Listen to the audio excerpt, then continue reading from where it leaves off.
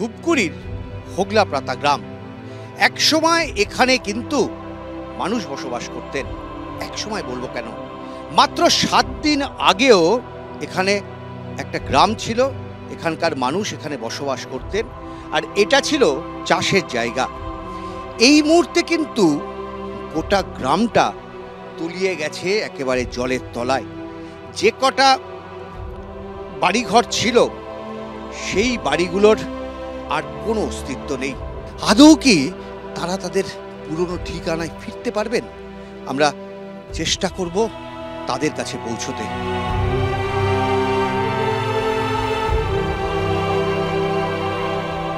এই হচ্ছে সেই বাড়ি, যে বাড়িটা কোনো রকমে বেঁচে রয়েছে, কিন্তু একদম অর্ধমৃত অবস্থায়। কিচ্ছু নেই বাড়ির ভেতরে। খাট যা যা ছিল সব জলের তলে ভেসে রয়েছে। এমনকি স্কুল ছাত্রদের যে সাইকেল দেওয়া হয় সরকারের থেকে, সাইকেলটা নেই, শুধু খাপটা পড়ে রয়েছে।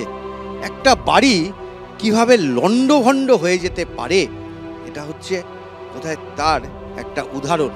আর এখানে অনেক খুঁজে এরকম একটা দুটো বাড়ি ছাড়া বাস্তবিক অর্থে কোনো বাড়ি কিন্তু নেই। সমস্তটাই ভেঙে গুড়িয়ে গেছে।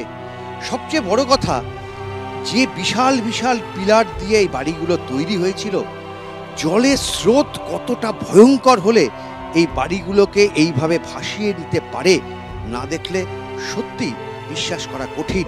আমরা ঢুকবো আরো গ্রামে, আমরা দেখার চেষ্টা করব কি অবস্থা বাকি গ্রামটার।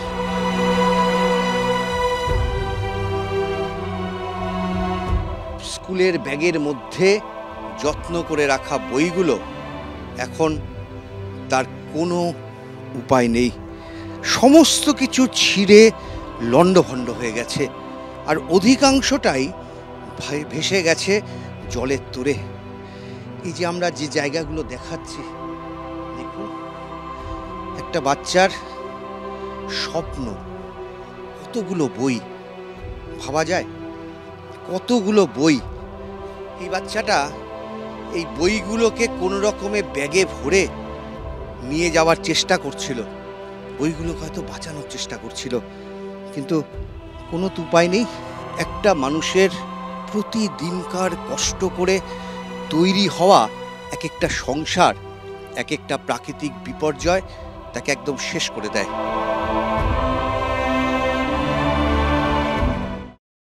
আমরা এখন দাঁড়িয়ে রয়েছি ধারাগাঁওতে। মিরিকের প্রত্যন্ত এই যে গ্রাম, সেই গ্রামে একাধিক বাড়ি ক্ষতিগ্রস্ত হয়েছে, একাধিক ঘর ক্ষতিগ্রস্ত হয়েছে, মৃত্যু পর্যন্ত হয়েছে এই গ্রামের বেশ কয়েকজন বাসিন্দার। ঠিক আজকে যখন রাস্তা পরিষ্কার হয়েছে, কিছুটা যান চলাচল করছে স্বাভাবিকভাবে, এবং তার সঙ্গে সঙ্গে যে যে জায়গাতে বড় বড় পাথর পড়েছিল সেই পাথর ইতিমধ্যে সরানোর কাজ হয়েছে।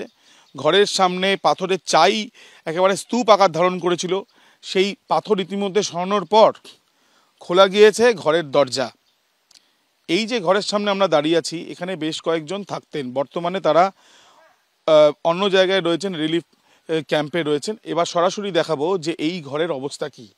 এই যে দরজা, এই দরজা একবার খুললেই দেখা যাচ্ছে খাট রয়েছে, এখানে রান্না করার জিনিস রয়েছে, কিন্তু এতটাই এখানে পলি বা এই যে টানা ধসের জন্য এবং টানা বৃষ্টির জন্য মাটি নরম হয়ে গিয়ে এখানে এমনভাবে ঢুকে গিয়েছে যে এখানে আর বসবাসের অবস্থা নেই বললেই চলে।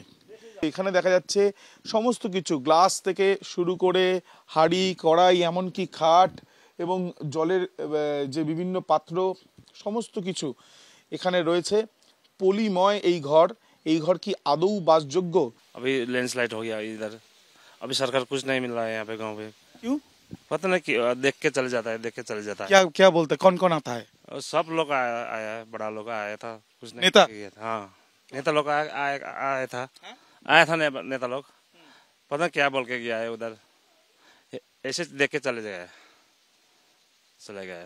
कब होगा, कुछ कुछ बोला कब होगा, घर होगा कि नहीं? कुछ नहीं बोला।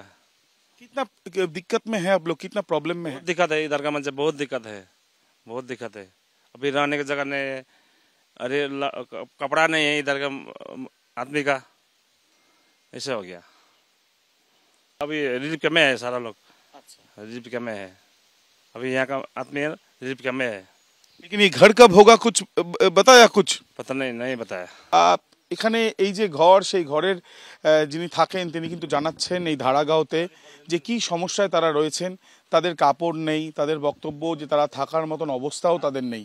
ক্যামেরা প্রবীরদের সাথে আবির দত্ত, এবিপি আনন্দ, ধারাগাঁও।